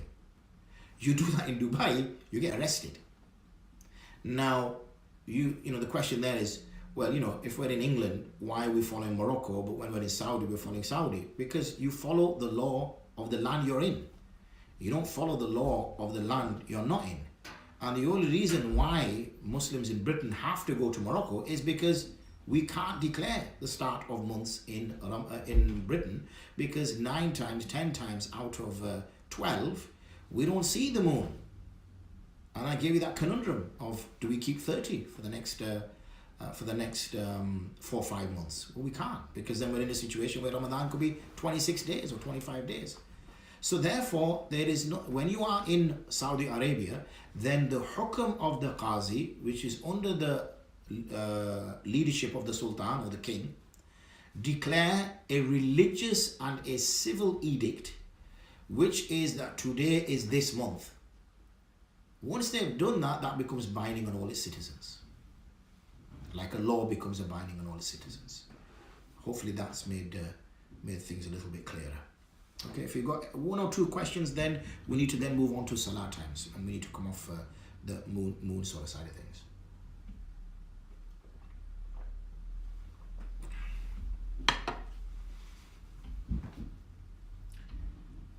Okay, the Markaz al-Iftar groups are very quiet, mashallah, so they must be just listening in and not posing any questions.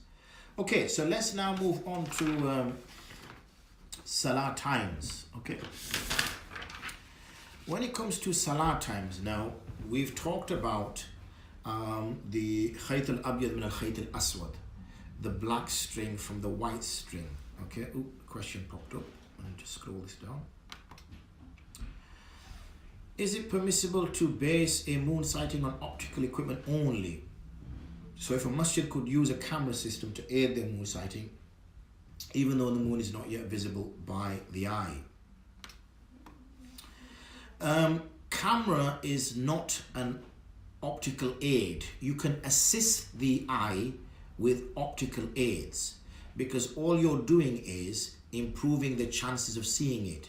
For instance, you know, I wear glasses, which I've misplaced. Oh, there. Okay, I wear glasses, and I wear glasses for long distance, I think it is. I always get these short distance, long distance things messed up, short sighted, long sighted.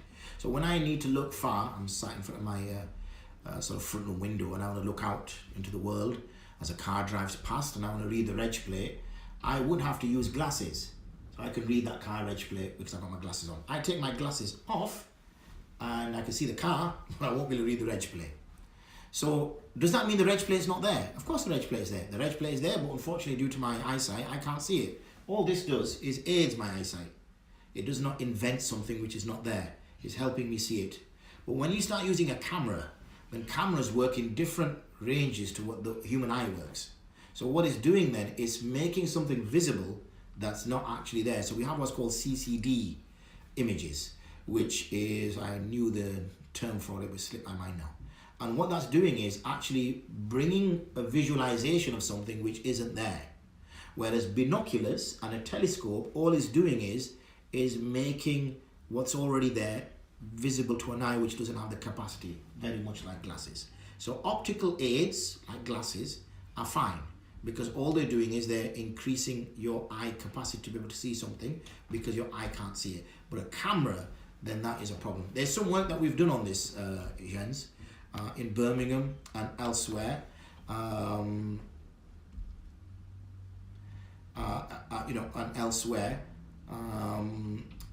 Sorry, what was I saying? I just can't multitask. I'm saying something and I really question, and then my mind goes. That's it, Birmingham. So there's some work that was done in Birmingham, and also in somewhere else in some kind of foresty area, in which a camera was set up, and the camera's job was to take images, but that wasn't to do with moon sighting. That was to do with Fajr time. I think it was called the Fajr Project or something like that, and I was part of that. So there is some work going on. On a personal basis, have you had any fruitful discussions with ulama of Blackburn? Yes, I have. In fact, that might be it. Yep, charge couple device. In fact, the moon was sighted in Blackburn. I have an image of it. It was sent to me by Blackburn ulama. There is some reflection in Blackburn, and there is some progress. But I'm on a public forum here. I can't speak about the politics. So can I just leave that as it is? But please don't lose hope. There is something going on, inshallah. Folk are becoming more aware of it. The fact that we have programs like this. It's your job, people, to share these videos. As I said, we've been live streaming this from YouTube. This will also be available, I assume, on Al Balagh's YouTube channel or something of sorts. If it's not, it doesn't matter. We have it on our public YouTube channel, the Olive Foundation, the Darul Zaytuniya, and it's also going to be available on our Telegram channel. Now we have, several hundred people on our Telegram channel. It's the job of the public. You fail to realize the power you possess. I am trying to empower you.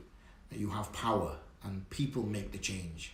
So it's important that this is in a respectful way, please. We're not talking about anarchy. There's a difference between raising concerns and being an anarchist. Big difference. Islam does not permit anarchy. So you go with what the ulama are telling you, but at the same time, you start to raise this issue. Now, it might be clearly for this Ramadan it's too late, but I don't want people to then, as soon as Ramadan is over, put this to one side and focus on your next thing. You then have a year to keep making this, making people aware, sharing these videos, sharing these articles, research papers that have been written, in order to ensure that people do get engaged with this process. Okay, I think I've done all the questions. Oh, he says that another one appears. How is the country boundary defined for moon sighting? Like for UK, is Northern Ireland moon sighting become applicable for Brighton? Yeah, this was the question that Ishaq raised earlier about ikhtilaf al-matalib. Does the difference between somewhere, say, Northern Ireland and here in the UK, are they the same matla? Are they the same horizon, shall we say? You would say there's something called local moon. I split moon sighting into three areas. One is local moon sighting, one is regional moon sighting, and one is global moon sighting.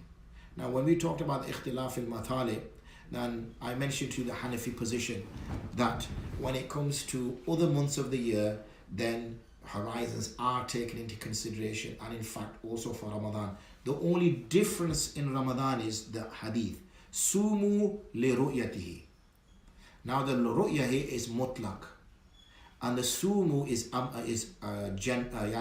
jama.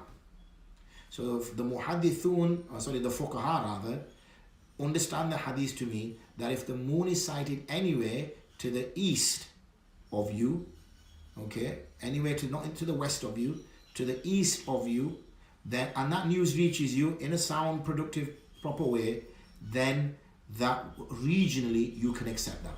Not globally. Now you might say, why not globally? Well, the way that messages used to get, for instance, when the moon was sighted, sometimes in the Ottoman times they would fire cannons. Okay, cannons would be fired, boom, boom, and how far can the sound of a cannon go? You're talking 20 miles, 30 miles. I've not done that research. Not far, let's put it that way. Some others, what they would do is they would light fires to let the local villagers, because people were nomadic, so the local villagers would know that Ramadan has started. How far visually can you see a fire?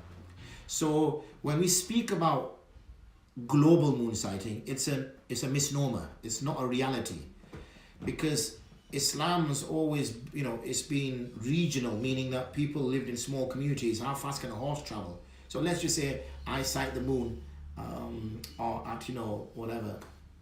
Say the sun sets at 8 and I sight the moon at 8:30 and I get on a fast horse. Now, even if I ride on a fast horse for 2 hours, how far am I going to get? That's a proper thoroughbred. 50 miles? Now, 50 miles is where I am in Bradford now, is to Manchester. No, not beyond Manchester. So really, it's not going to get, how could there have been a global moon sighting? What did they do? Get on a jumbo jet or something? So it didn't work. Did the Chinese reach Medina and declare it there? Impossible, because the distance is ridiculously huge. So we're talking about what global moon sighting really is regional moon sighting. So here, if we talk about Northern Ireland, then Northern Ireland sighting, if it was based upon the time, because remember Northern Ireland is slightly to the west depending on where you are in England. If it was after and it was sighted, then the ulama would consider it to be regional, and they would accept it because it's sat within the region. And assuming, remember, there's four things to consider. One is the sighting, one is the qada system, one is the method of that information transferring from this place of sighting to the place of declaration, and the third thing then is third thing is a place of declaration. So it's not just sighting, one thing we have to bear in mind is moon sighting is not just about moon sighting. That's a message to put up on my, what's it called, Twitter. Moon sighting is not just about moon sighting. Moon sighting is a multifaceted concept. In it's the sighting, the qada, the transfer of khabar, and then the qada again. Because remember, we don't go by Morocco's qada. A qada is made again by the qazis in Britain for the declaration. So that's two qazas, the qaza of the country of sighting and the qaza of the country receiving, the recipients of the system. Anyway, I'm sure I've spoken enough. Now, I don't know what the rules are with al-balagh, but we did start a little bit late. We started about sort of 1:10, 1:15, and it's now 1:45. So I don't mind going over till 1:15. I'll just wait on the panel, the administrator to come back to say if I have permission to do so. But I don't have a problem of going to 1:15 because we started a little bit late. So let's whilst we're waiting for him to respond, let's go on to Salah times. Okay. Now, when we go into Salah times, we need to understand. Let me just close. So if we just hold questions for now, please, so that I don't get distracted. You know how easy it is to distract me. And let's just focus on this for now. So if we focus on Salah times, as I've told you, Zuhr, there's little difference of opinion. And Zuhr, you know, it's quite wide when you can pray it. So Zuhr is not an issue. Asr, apart from the difference that we have with the Shawafi and the other madhahib, in terms of whether it's the mithlain or mithal, in terms of the shadow on a stick in the ground, whether it's two shadow lengths on the original stick or one shadow length, bar that difference, you know, our masajids are roughly the same. Maghrib, we talked about the slight discrepancy which may exist due to taking into consideration refraction or not taking refraction into consideration. And then finally, we have Isha time. Now, what is the time of start of Fajr? The time of the start of Fajr. Now, what happens first is we have something called Al-Fajr al-Kadhib. Okay, so let's start the night.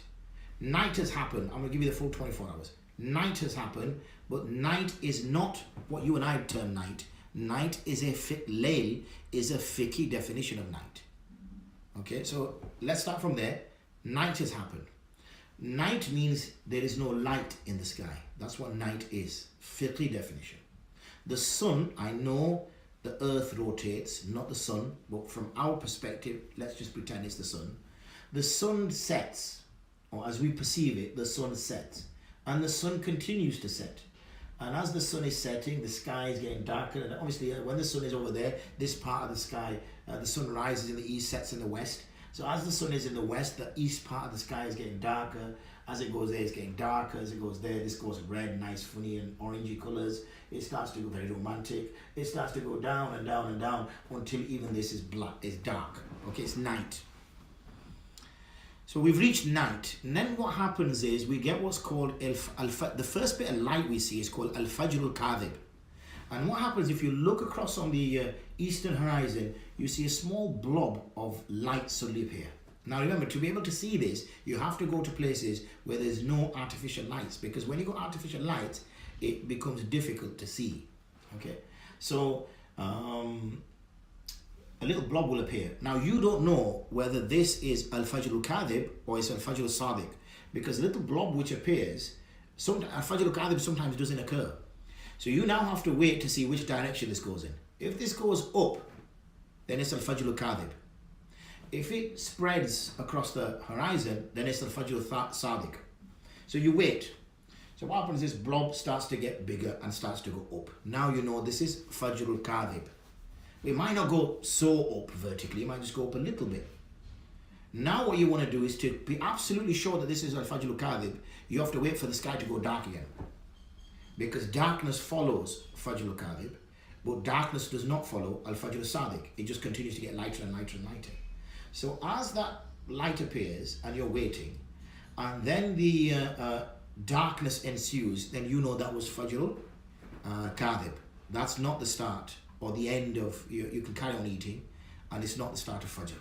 So you wait, and then suddenly the light appears again. Now you're pretty sure that this is Fajr al-Sadiq, because you can't get two Fajr al-Kadhibs. So you see the light appear, and it starts to spread across the horizon. As soon as the light starts to spread, this is the black thread and the white thread. When it's, because it's thin, it's the blackness of the horizon, the blackness of the sky, and you've got this white string forming in the middle. When that forms, now you know that that's it, no eating, because Fajr time has started. Obviously, before that, just before that, you stop eating. As soon as you see the light, no more eating, and now it's Fajr Salah.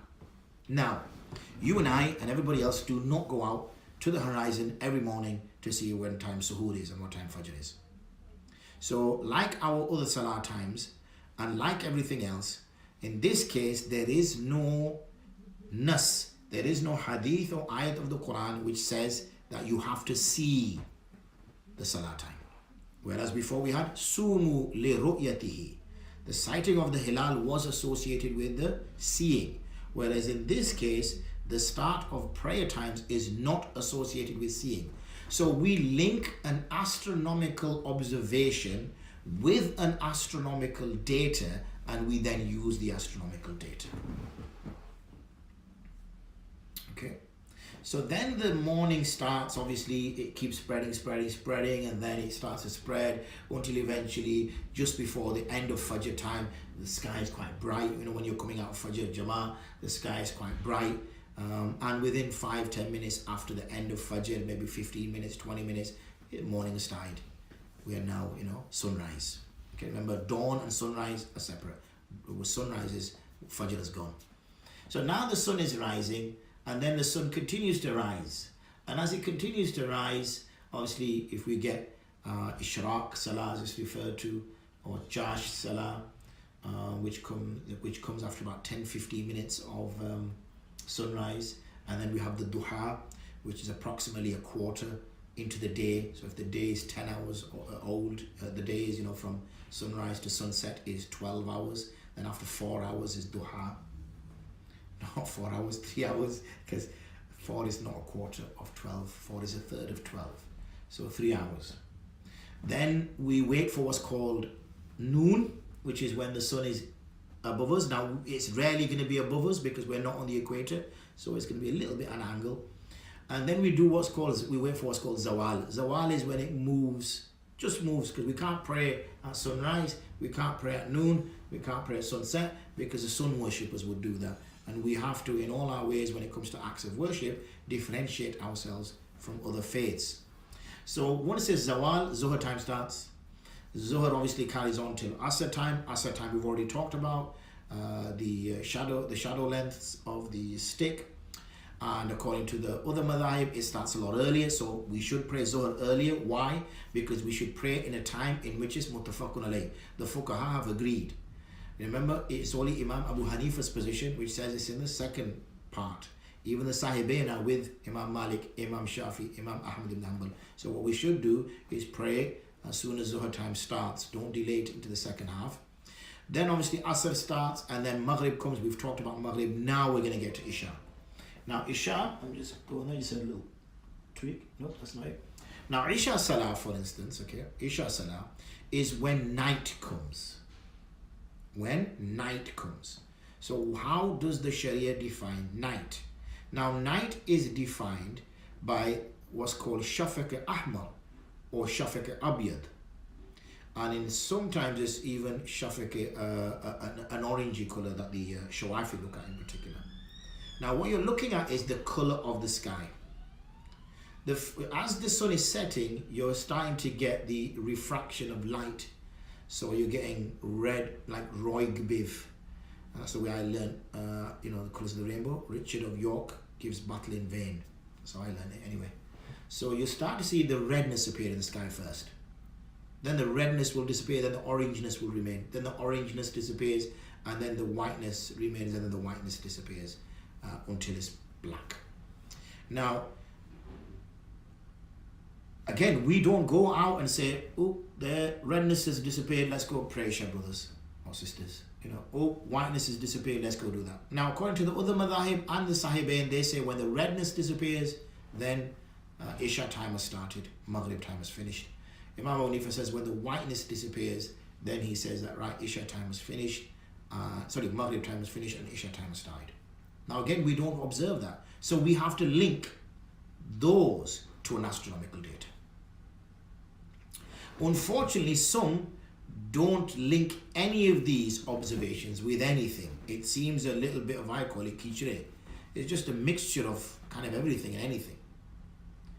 Now, when does this absolute darkness appear? Absolute darkness appears when something called astronomical twilight is achieved. Now, astronomical twilight is when there is no light at all in the sky, and we link that to the whiteness disappearing. Layl, fiqh layl, the technical definition of layl, no light. That's at astronomical twilight. And then we have nautical twilight, and we have a third one as well. Now, when the sun is setting, we call this, when it's level with the horizon, it's called 0 degrees. Okay, when it's level with the horizon. But it continues to go down 6 degrees, 12 degrees, 15 degrees, 18 degrees. So, the work that I've done, which is the one that Ishaq put up, where is it? There. The one which is called prayer. At 12:03, he put it on the webinar chat. That one is the prayer one that I've done. And this is a full analysis of the prayer. Full research paper on that. And it's the key salahs, the Islamic prayer times for Isha and Fajr according to Muslims in the UK. And this again is a lengthy paper, 67 pages. So this is even longer than the moon sighting one. So they'll keep it extra entertained. Now, I'm conscious of time. We have about 15 minutes maximum. I have not seen anyone come back to say that I can't do what I'm going to do. So I'm going to carry on a little bit longer if you don't mind. So at least I cover this topic, and then I'll allow you to ask questions if you have any questions. Quite a long story short, 18 degrees is linked to astronomical twilight. And that has been linked to the whiteness disappearing. 15 degrees has been linked to the redness disappearing. For you to get all that, you'll have to read this paper. And I can't read all that to you, so please read that paper. And similarly, 18 degrees is looked at in terms of the possible end time for suhūr, and 18 degrees as the possible start time for Fajr. Now, for that, you have to read all that. Now, this is when we get to times where some people are praying, are eating at 1:32 in the morning, and others are eating at 3-4 in the morning. Because when you go by 18 degrees or earlier, link that to the whiteness disappearing or the white thread appearing, then you will be eating a lot earlier than anybody else will be for suhūr. And your fajr will be a lot earlier, whereas the others won't be. So that's where the salah times come in. And there's a lengthy research paper that's written on that you can see yourself, which will explore that in terms of which should we go by, when should we be keeping our fast, what time should be ending. Now, because again, we live in these northern climates, we also find that sometime, particularly in summer, the sun never reaches to 18 degrees, it never reaches to 15 degrees. In fact, it sometimes only reaches to 7, 8, 9 degrees. So what do Muslims do then, when the sun is not actually dropping to 18 degrees or 15, where there's a permissibility to act upon? Does Isha time then not start? Well, hold on to your ears here, but technically Isha time does not exist in those times. Now, before you get too excited and think, great, that's only 4 salahs to pray in the summer. No, because the later Hanafi ulama have said, even in the absence of time, one should pray. To get all the details, you will have to read that paper. So you see, kind of bringing things to a close a little bit, We have Zuhur at 1:30, so if you could please finish the discussion by 1:10, then you could pass the questions of the half. Yep, I'm not no problem with that whatsoever. Ishaq Bhai, are you the panelist or were you one of the attendees? But anyway, I'll leave you to answer that. You seem to be in charge of things here. But yeah, I'm going to finish off anyway now. And then I will give 5-10 minutes or so for questions because I need to break off for Zuhur as well, inshallah. So, as I was saying, that's where the situation is with the Salah times. Now, in terms of, and that would obviously impact on suhūr time, that would also impact on tarawih time, and that would impact on so many other things as well. As I said, there's lots of research that I've written. Please go to the website that I've already told you. Please go to the WIFAQ website I've already told you. Clearly in 2 hours we can't cover everything. It's impossible. In 2 months I'd just about cover it. It's a lot of information that you have to take in. But I do suggest if you're serious about it that read it in your own time. I've already mentioned to you that we have a Telegram channel. I don't know if you can access it. I will try to put that password in somewhere. Not the password, the channel details. So it'll allow you to see it. I don't know how to communicate from one laptop to the other laptop to be able to share that with you. And then there's a gents fatwa and a ladies fatwa group as well, which we expect a very busy schedule over Ramadan. It's open over Ramadan anyway, 24 hours a day, 7 days a week, where any questions which are posed are responded to. Because we want to ensure that the community access the deen and have the link to it. So that sort of brings us to a close. So please now, for the next 5-10 minutes or so, if you could post your questions. How do the other mazhabs deal with salah times in northern countries where Isha or Fajr time do not exist? Is there some sort of consensus? Unfortunately, Jans, that the Hanafis seem to be the ones who are very well developed in this area. I had many discussions with Maliki and Shafi'i and not so much Hanbali. I had even a few Hanbali colleagues that I know, and they don't necessarily have a solution to it. The madhabs say that you would do you would, I forgot the term now, you would sort of split the time basically. So for instance, what you would do is that if Maghrib was at 9 o'clock and if Fajr is at, you'd put it somewhere where it would be fair. So calculate, that's the word I was looking for. You would calculate it. You would just determine a value for it. So the other madhahibs accept that. Again, you find that I've written about that in the paper, about what the other madhahibs do. In practice, they just kind of go with that. But it's not about research in this area. Could you give us a brief summary on the 15 degree, 18 degree difference? I thought I did, but I can just revisit that. The 15 degree and 18 degree difference is that if you go by the Imam Abu Hanifa's position, then he was the view of the whiteness of the sky disappearing, light disappearing from the sky, which has been linked to 18 degrees. And the Sahibain, Imam Abu Yusuf and Imam Muhammad, were of the view of the redness disappearing, which is also the view of Imam Shafi and Imam Ahmad ibn Hanbal and the view of Imam Malik. But we always tend to give fatwa on Mufti, we tend to give fatwa on Mufti, we tend to give fatwa on Imam, I'm doing that reading and answering at the same time. We tend to give fatwa on Imam Abu Hanifa's position when it comes to acts of ibadah. So let me tell you what I personally do, and then you know that that's what I do. I tend to go by 18 degrees in winter for Isha because the nights are long, so I can pray late without any problems whatsoever. When it gets to the British summertime, I then switch to 15 degrees and I continue with that throughout till it reappears on the other side. For fasting, I will stop eating at 18 degrees, but I will wait till 15 degrees for Fajr because there is some reasonable doubt to suggest that 15 degrees is a sound position for the start of Fajr. So because you're only talking half an hour extra, particularly in summer, it's not a big issue. I guess I would have to revisit that in winter when it may become a little bit more difficult, but that's what I try to do. Remember, this is about what is better. What is better. One could act on 18 degrees both ways, it won't be a problem. So you don't want to bring any difficulty upon yourself.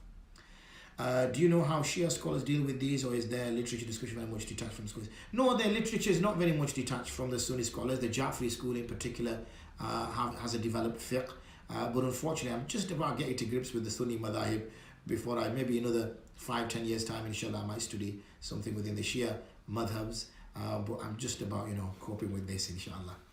How can I get included in the Gents Fatwa group? Let me put this link up for this one now. Where is it? How do I get to this?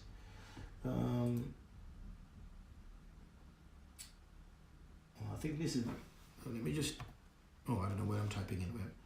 I don't know how to type. Where do I allow attendees to save chat? No, I don't know. Type a message here. Who can I send it to? All panelists and attendees. There you go. So let me see if you get this. Okay, this is t.me /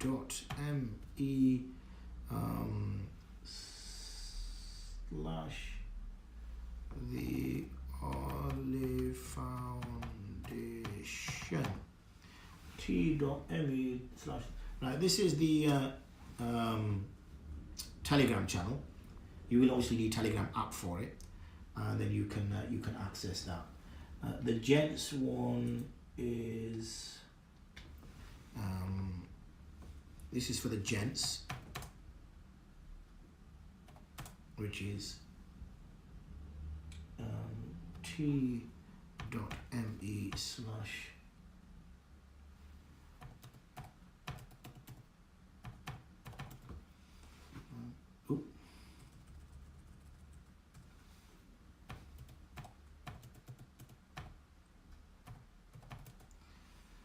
Okay, that's the Gents one. That should get in there. The ladies one is a little bit difficult because it's a peculiar link. So I think the best thing you can do is get in touch with me somehow. I said if you Google me, then you'll find some of my contact details, and that'll be easier. Let me just get those questions which Faraz was putting up, I think. Where is it? There you go. So if someone, where's one? I jumped a bit. Hold on. If someone started following the new research you've mentioned, what is the ruling about their fast and salah they performed in the past? i.e. for example, for the fast or different time, they need to be. No, they don't need to repeat. Just carry on with your understanding from now. There's no need to burden you any further.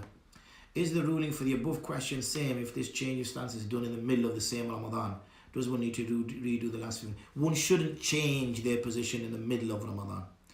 You should stick to the position you've adopted. I'm not going to sit here because I don't want to be in a position to start now saying that anybody who's kept those fasts and those salahs are not valid. I don't want to lay waste to people's acts of worship. Allah knows best. May Allah accept them. But moving forward, we can't be ignorant. Okay. Is someone started following the new research you've mentioned? What is the ruling about their fast and salah? Okay, I've done that. I don't know why it's come up again. Is the ruling for... Oh, yep, I've done that. Okay, sorry, trying to tie the two questions together without much success. No, because I interrupted you at that time. So don't worry about it for us. Okay, there's another question on here. If one's mosque is following 15 degrees and you are following 18 degrees, would it be permissible to pray Fajr without Jama'ah home, as the Fajr in the mosque would be much later than your suhūr, as a precaution, so you don't miss Fajr by oversleeping? I would say that, that's what you've just mentioned there, Mr. Anonymous Attendee, is that when it comes to 18 degrees for Fajr, it is better to pray as a precautionary Fajr at 15. It's what I do. And the reason why I do that is because, especially when there's only like 20 minutes, half an hour difference, and it is the month of Ramadan, then I think, well, why am I going to sleep for? I appreciate some of us might have work in the morning and things like that, but I think it's only 1 month. I'll try to take an afternoon nap or something.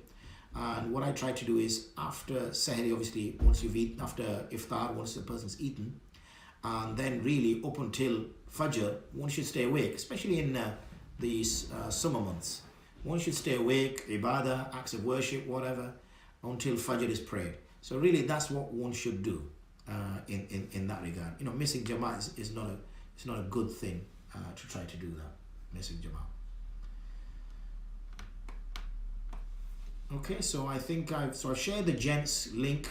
You will need Telegram app for that. Once you download the Telegram app, then you will be able to click on that link, or I think even if you search the Olive Foundation, or if you we've had I assume it's from someone from this group, Brother Siraj joined, so clearly he's joining onto it. Now on those groups I put my detailed work, I put my research on there, I answer my fatwa on there as well, and also any odd videos that I do, so you can continue to link in with my research. I will be back, as I've been told, in 2 weeks time inshallah, to run the next session that I have, which is the fiqh of penalties and controversies. It seems that I get controversies all day long, because in this session it was fiqh controversies of Ramadan prayer times and moon sighting, and in that one it says the fiqh of penalties and the controversies of Tarawih and Ramadan. So I must be chosen for controversial programs in that regard. So yeah, so if there's any sisters that do want to join, then I don't know how really to copy and paste the link over. I'm sorry, my apologies, but please search online, find out my email address or whatever. Or I could give you my email address and maybe that might help you. Oh, I'm moving the mouse on that laptop and I'm trying to expect something to happen over here.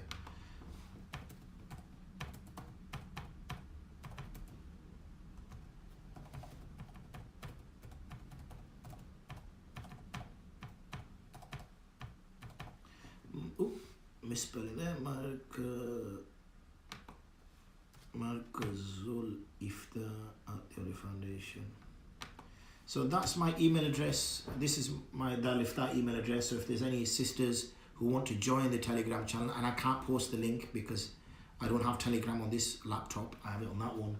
I have the foggiest. I had so many interesting times trying to live stream and do this at the beginning. So, I don't want to risk anything else. Hopefully the live stream is working. If not, you've enjoyed it anyway, inshallah. Yeah, please, I would say, is especially the channels and the Markaz Iftar groups, Ramadan is a time when we can preach to others and, educate others. And hopefully what the purpose of the groups are that I have is that education. I spoke to the admin chap earlier as well, is that it's very important that we get message out to others. Had some of this information I've shared with you, had you known this 6 months ago, how your life may have been different. Had you known this 3 years ago, how it may have been different. Now there's other people out there who are in a similar situation as yourself. You need to share this information. You need to get them links with the institutes. We are now 1:10. I have covered as much as I could potentially cover. I've talked non-stop, so my throat is now passing out. So no problem at all, inshallah. So if you don't have any other questions, and I've not seen anything pop up on the Markaz Iftar, I know a few Satis have joined, mashallah, and join the channel as well. Please, as I said, share this out with people so they can take benefit. And if there's no questions, then I will take leave.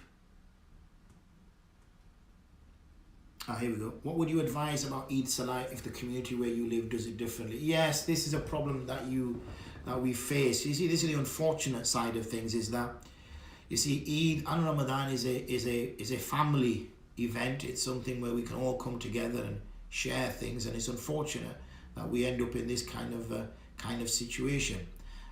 What you could do is obviously find local masjids that will be having Eid on that day. Or maybe even just slightly out of your area. At the end of the day, obviously do spend time with family and friends. Even if there is a day difference, you can still celebrate Eid together. It's not something which should put you off. But clearly, it's something that once one realizes, what's right and what's wrong and what needs to be done, then, they need to take those kind of steps. But when a person is doing this with sincerity, remember, don't need to make a hoo-ha of it. Don't need to make an issue of it. You're not trying to prove you're better than anybody else. You're just trying to follow the deen as best as you can. So as long as those intentions are sincere, Allah subhanahu wa ta'ala will reward you abundantly for the fact that you're trying to ensure that your acts of worship, as we mentioned earlier, particularly when I recited to you those verses from the Quran, that your acts of worship are accepted. So may Allah subhanahu wa ta'ala accept the time that we spent together. Ameen. May He make it a means for us to learn His deen so that we can practice it better, and may He reward and send salutations upon the chosen one, Prophet Muhammad sallallahu alaihi wasallam. If there's nothing more, I'll say goodbye and assalamu alaikum wa rahmatullahi wa barakatuh wa akhiru da'wana and alhamdulillahi rabbil alameen subhanaka lahumma wa bihamdika ashhadu an la ilaha illa anta astaghfiruka wa atubu ilaik. Assalamu alaikum wa rahmatullah. بث الدعاء الخفي الصريح يسعى